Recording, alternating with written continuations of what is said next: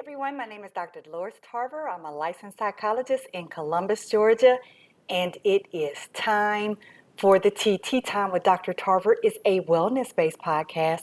It is not intended to be a substitute for a relationship with a licensed mental health provider. Here we are in the second week of October, which is Breast Cancer Awareness and Domestic Violence Awareness and Prevention Month. And this month I am highlighting viewers' choice. So for all of the recommendations who were made by survivors, trying to incorporate them into the episodes for this month. Last week we discussed being able to receive compliments, and this week we'll be discussing healing from things and people that make us feel broken in this episode entitled Broken and Healed. So if you are a gospel fan, then you are probably very familiar with a song called Broken But I'm Healed by Byron Cage. It's one of my favorite songs. The first verse talks about, so you enter into this building. You brought your burdens, you brought your pain. One of the most common things I hear from survivors is that they feel broken. When we have experiences in our lives that change us and alter us because they're stressful, then they can shatter our sense of security. A lot of the breast cancer survivors that I speak with remember that appointment. The appointment where the provider shared with them for the first time confirmed that they had been diagnosed with breast cancer. They don't likely remember everything that was said in that appointment, but they remember some of the things that immediately hit them with regard to fear. What's going to happen to my kids? How am I going to be changed? How is this going to impact my ability to work? How is this going to impact my physical ability, my physical appearance?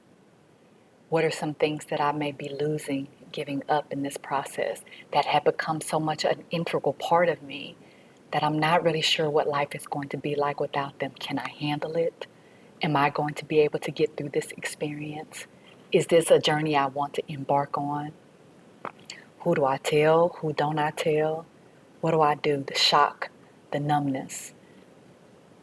Similarly, for survivors of domestic violence, there is this sense of that the world is not a safe place, that people in the world are not safe, that sometimes they don't have control over their mind or their body. And so living in these places of fear can make us feel very broken. There's this constant state of questioning that sometimes happens when we experience a traumatic event, a distressing event, a significant event. Some of the thoughts of survivors might be, is the cancer going to come back? When is the cancer going to come back? If it comes back, what if it's more severe? What if I don't survive? What if I can't go through treatment again? What if there aren't any treatment options for me this next time? And it makes us feel like we can't trust our body. I hear a lot of people say that it feels like their body betrayed them. Or if there's a family history, that there's just a matter of time before this is my experience. And so that brokenness, that powerlessness makes us feel as if we're just waiting on this next thing to happen. If you've been in an abusive relationship, you might not trust yourself, you may not trust other people. You question your ability to make decisions. Can I make choices about people? Am I able to even keep myself safe? Is that possible? Am I going to be able to get away from this person? Am I going to be able to stay away from this person? Will anybody want me after what I've been through with this person? It makes us question our ability to be able to even handle situations. This type of distress can cause our nervous systems to just go into overload, fight or flight, trapped, isolated, overwhelmed, or underprepared. Then there's the fear, the anger, the sadness that can lead to paralysis. And in those moments, we try to figure out what little glimmers of safety we can have, what little moments of peace we can find. And so we may attempt to try to control things or over control things. We try to shield ourselves. There may be walls that we put up to keep people from getting in that also have the side effect of not allowing us to get out. Or we may try to gain acceptance. Maybe if people just really love me, if I do everything that people want me to do, then I won't be in this experience again of being treated this way, of being discarded, of being abandoned, of being abused. But it can make us just surrender to these feelings of helplessness because we feel so broken. And I think some of the things that happen in that brokenness is that we don't think that there is ever going to be a time when we're not broken, that we'll never be free, that we'll never be fully healed, as if we are forever anchored and forever changed by these events. Now, some people will say that bones are broken, toasters are broken, people are not broken. And so, even this thought of seeing ourselves as broken is a negative core belief that we have developed because of experiencing the helplessness, the powerlessness, the fear, the anxiety, the depression that can come along with surviving a significant event like breast cancer or being in a relationship that was violent, abusive. Regardless of how you feel about the term brokenness, I think it's very important that we instead look at what healing is. Whether you feel like you're broken or whether you just feel like you're shattered, you feel like you're altered, you feel like you're unloved, you feel like you have been broken down and battered to a point that no one can see anything but what you've experienced, what you've gone through, that you will forever be a target for someone else to mistreat, that you are just a walking wait for another call, a walking wait for another appointment, holding your breath, hoping that you don't get that same conversation again.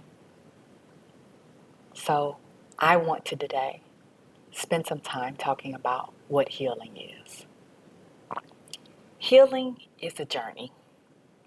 It is not anything that's static. It moves, it ebbs, it flows because it's a process. Sometimes we feel as if we're going backwards.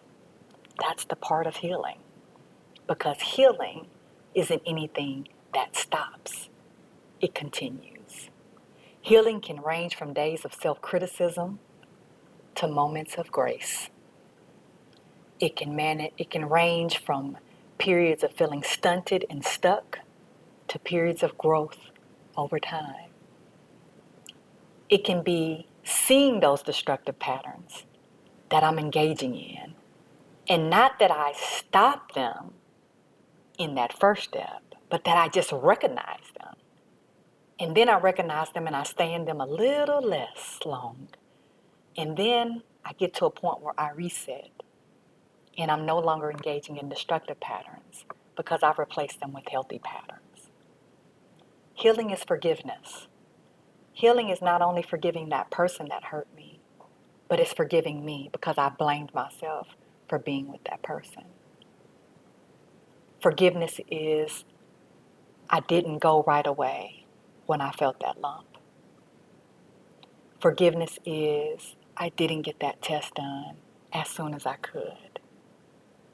Forgiveness is I wasn't ready to face this right away. Forgiveness is I am doing the absolute best that I can do in this moment.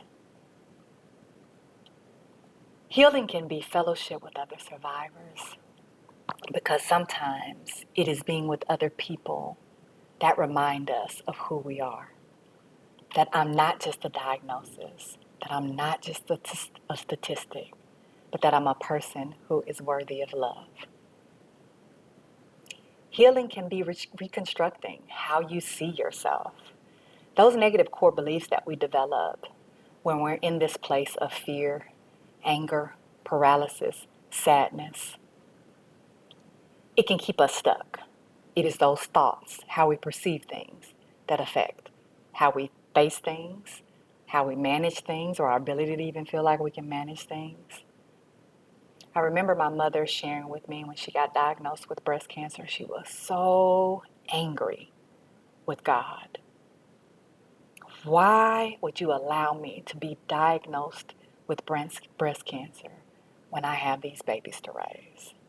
She said she was so angry. She stopped reading her Bible, she stopped praying, and she stopped going to church.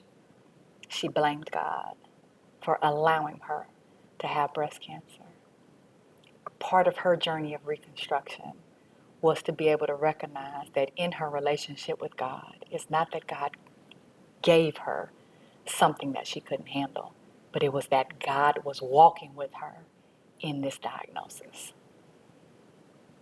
Healing can be grieving what you lost, because the reality is in cancer, we'll be losing things. We'll be losing part of us. Sometimes that may be a breast. Sometimes that might be both breasts. Sometimes that might be losing muscle tissue because we had to get a mastectomy, get a lump removed, and so that has affected us as we're removing lymph nodes and making sure we're getting the cancer out. It's affecting some of the other body structures that we have.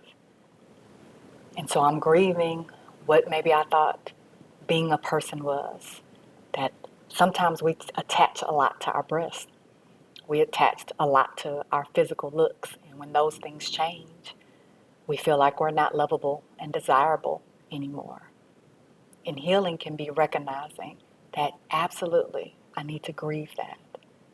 And I need to love where I am and who I am and what I have.